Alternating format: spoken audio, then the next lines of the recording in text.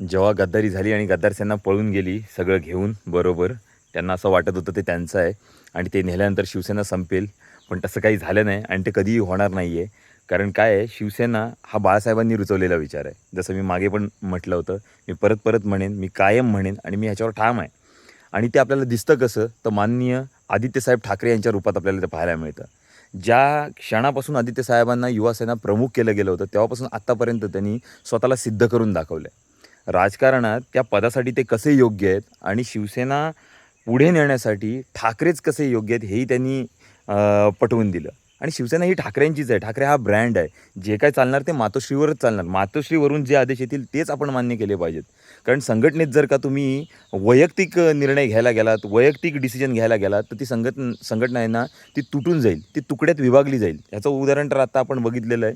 आणि उद्या जाऊन आज आपण जे पाहतोय की महाराष्ट्राच्या राजकारणात ॲक्टिव्ह राजकारण्यांपैकी जे तरुण आहेत, युवा आहेत, या राजकारणात सक्रिय आहेत, त्याच्यामध्ये आदित्य ठाकरे ज्या प्रकारचं काम करतात त्यांच्याकडे बघितल्यानंतर विश्वास वाटतो की हे उद्या महाराष्ट्र सक्षमपणे सांभाळू शकतात. शिवसेनेला जे वैभव गेलेलं आहे ते पुन्हा मिळवून देऊ शकतात. कारण त्यांची काम करण्याची जी काही पद्धत आहे ती त्यांनी अगदीच व्यवस्थित सिद्ध करून दाखवले मुंबईमध्ये. वेगवेगळ्या गोष्टी ते वेगवेगळ्या प्रसारमाध्यमांची मुलाखत देताना सगळं डिटेलमध्ये सांगतात. त्यांच्या कोणत्याही मुलाखती काढून बघितल्या तर ते किती इंटेलेक्च्युअल आहेत, किती व्यवस्थित बोलतात, मुद्देसूद बोलतात, किती अभ्यास करतात, कोणत्या गोष्टींवरती प्रामुख्याने लक्ष केंद्रित करायला पाहिजे त्याच्यावरती त्यांचं नेहमीचं बोलणं असतं.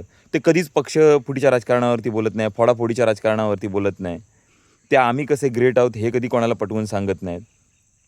ते फक्त आणि फक्त मी काय काम करतोय, माझं लक्ष कसं आहे, मी सगळ्या गोष्टी कशा लोकांसाठी चांगल्या करेन, काय सुविधा मी प्रोव्हाईड करू शकतो, कोणती गोष्ट करण्यासाठी काय अडचणी येतात, इथपासून सगळ्या गोष्टी ते एक्सप्लेन करतात.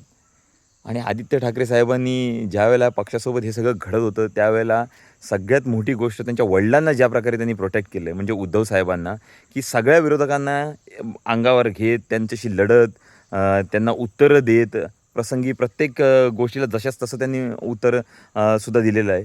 आणि ज्या प्रकारे त्यांनी हे सगळं सांभाळून नेलं आहे, की खरंच आदित्यसाहेब हॅट्स ऑफ.